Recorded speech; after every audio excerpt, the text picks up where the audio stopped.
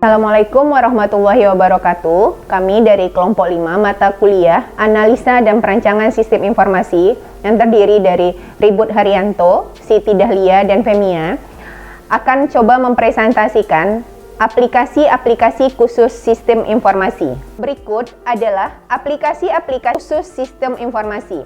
Terdiri dari 4. Yang pertama yaitu Transaction Processing System atau biasa disingkat dengan TPS. Yang kedua, Manajemen Informasi Sistem atau MIS. Yang ketiga, Decision Support System atau DSS. Dan yang keempat, Expert System. Yang pertama kita akan menguraikan tentang Transaction Processing System atau TPS. TPS adalah sistem informasi yang terkomputerisasi yang dikembangkan untuk memproses data-data dalam jumlah besar untuk transaksi bisnis rutin seperti daftar gaji dan inventarisasi. Transaction Processing System berkembang dari sistem informasi manual untuk sistem proses data dengan bantuan mesin menjadi sistem proses olah data elektronik atau Electronic Data Processing System. Transaction Processing System mencatat dan memproses data hasil dari transaksi bisnis seperti penjualan, pembelian, dan perubahan persediaan atau inventory. TPS mengumpulkan data secara kontinu, biasanya real time dan dapat segera dihasilkan dari sebagai data input untuk database perusahaan. TPS merupakan proses kritikal untuk suksesnya organisasi. Fungsinya untuk memproses data transaksi dari kejadian bisnis. Pada dunia bisnis atau usaha, proses-proses yang mengacu pada transaksi pertukaran barang atau uang atau jasa disebut dengan Transaction Processing System. Jenis-jenis subsistem TPS. Ada payroll, contohnya pembayaran upah atau gaji karyawan. Yang kedua, order entry atau order processing, mencatat pembelian untuk konsumen. Yang ketiga, invoicing, yaitu menghasilkan faktur. Yang keempat, inventory, mengelola barang supaya selalu tersedia. Yang kelima, ada shipping, menyerahkan barang dari perusahaan sampai diterima oleh konsumen. Yang keenam, ada account receivable, mengelola file konsumen dan menyerahkan tagihan kepada konsumen. Yang kedelapan ada purchasing, mengkoordinasi pembeli barang dan konsumen. Yang kesembilan receiving, menerima barang dari pihak pemasok atau supplier, pengembalian barang atau retur dari konsumen. Yang kesepuluh akun payable, mengelola pembayaran tagihan kepada pemasok atau supplier. Dan terakhir ada general ledger, mengikat subsistem di atas menjadi satu dan menghasilkan sebuah laporan. Contoh kasus aplikasi sistem TPS pada PT Pos Indonesia. Aplikasi sistem pemrosesan transaksi atau Transaction Processing System. Sistem pemrosesan transaksi di PT Pos Indonesia mendukung program Plaza PT Pos Indonesia. Contoh dalam akses pembayaran secara online adalah aktivitas pemrosesan transaksi dibutuhkan untuk menangkap dan memproses data pelanggan, hingga transaksi pembayaran berjalan melalui jaringan internet. Dalam meningkatkan kecepatan pelayanan pada konsumen, baik memberikan informasi maupun dalam pengiriman, kantor pos membentuk jaringan. Dari jaringan komputer tersebut dapat dijelaskan sebagai berikut. Yang pertama itu ada BOS Office. Itu adalah sebagai kantor pusat menyediakan data sebelum pengelolaan data. Yang kedua itu ada kepala kantor, digunakan untuk menyimpan data atau file data pemasok. Yang ketiga itu ada logistik dalam menjalankan tugas operasionalnya. Yang keempat ada loket atau administrasi, kemudahan dalam mendapatkan informasi mengenai data pengiriman paket yang terjadi setiap harinya. Dan yang terakhir ada informasi kantor pos menyediakan komputer untuk informasi adalah aplikasi info.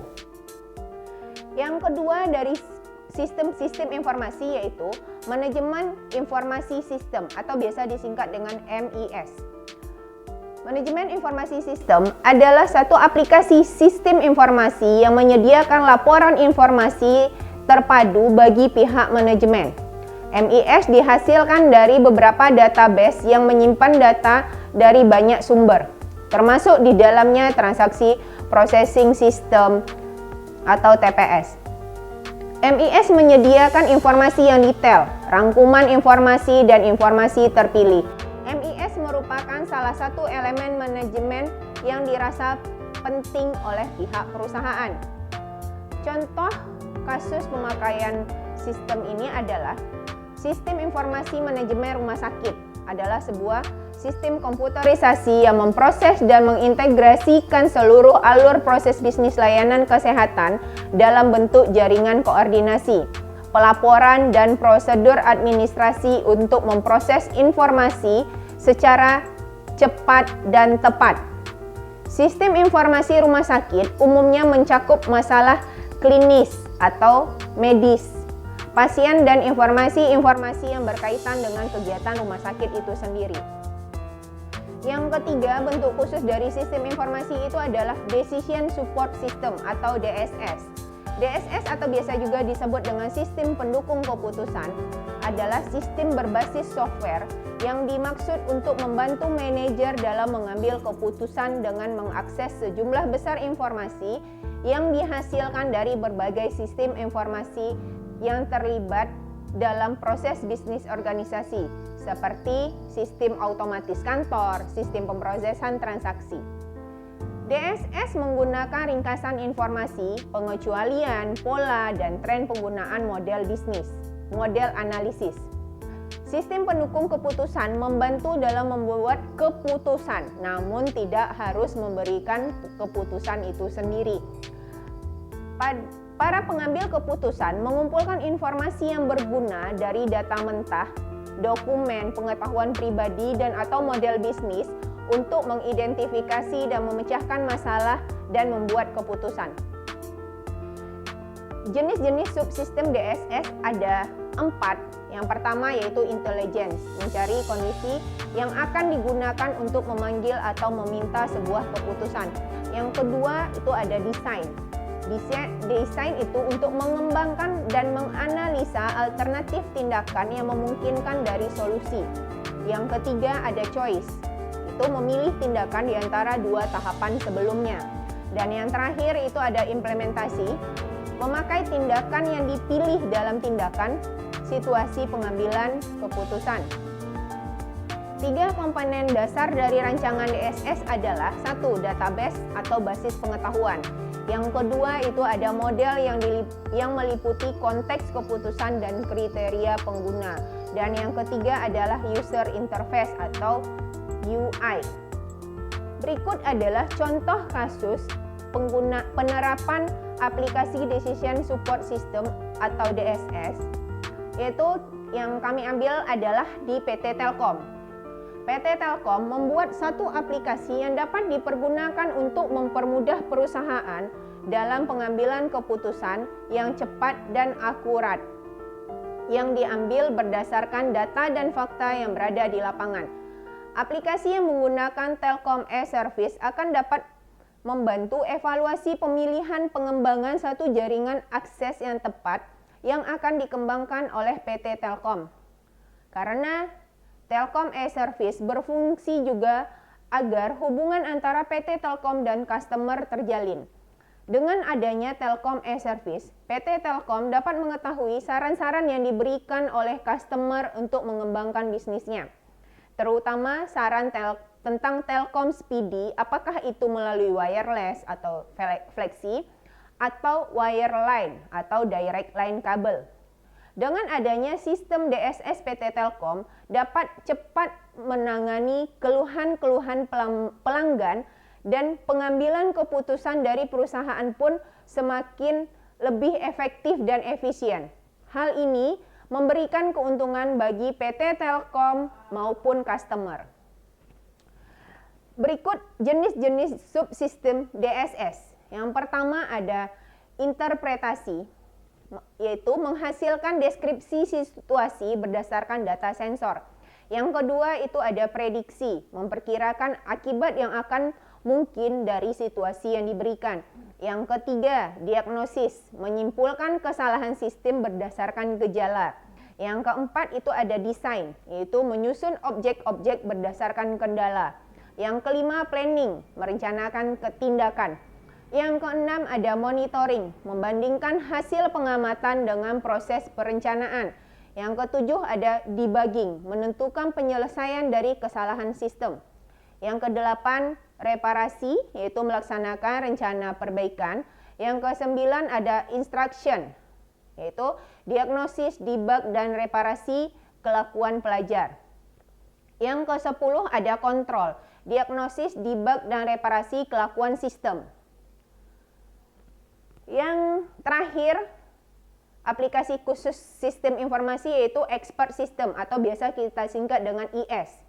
Sistem pakar atau expert system merupakan suatu sistem yang menggunakan pengetahuan manusia dalam komputer untuk memecahkan masalah yang biasanya dikerjakan oleh seorang pakar. Misalnya dokter, lawyer, atau analis keuangan, atau bisa juga tax advisor. Sistem pakar dapat mendorong perhatian besar di antara para ahli komputer dan spesialis informasi untuk mengembangkan sistem, membantu manajemen dan non-manajemen memecahkan masalah. Sistem pakar terdiri dari 4 bagian.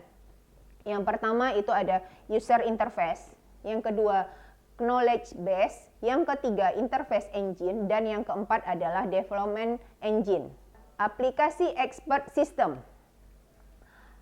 Sebuah prototipe expert system digunakan untuk menggunakan strategi media periklanan yang sesuai dengan kondisi internal dan eksternal perusahaan dengan parameter biaya iklan per 1000 pemirsa. Yang kedua, Brickwork Expert atau biasa disingkat dengan BERT, sebuah expert system untuk desain bangunan. BERT digunakan untuk memeriksa suatu desain bangunan, kemudian memberikan rekomendasi untuk perbaikan. Inputnya biasanya dalam bentuk gambar. Yang ketiga, Delta adalah expert system untuk mendiagnosa kerusakan pada mesin-mesin diesel elektronik lokomotif. Yang keempat ada Mycin adalah expert system untuk mendiagnosa infeksi akibat bakteri dan menyarankan obat dan dosisnya untuk penyembuhan. Dan yang terakhir adalah Dendral, adalah sistem pakar untuk analisis struktur molekul suatu senyawa yang belum diketahui. Senyawa yang belum diketahui tersebut dianalisis dengan menggunakan mass spectrometer dan nuclear magnetic resonance equipment. Data hasil analisis tersebut dimasukkan ke dalam dendral dan akan membuat struktur molekulnya. Contoh dari IS.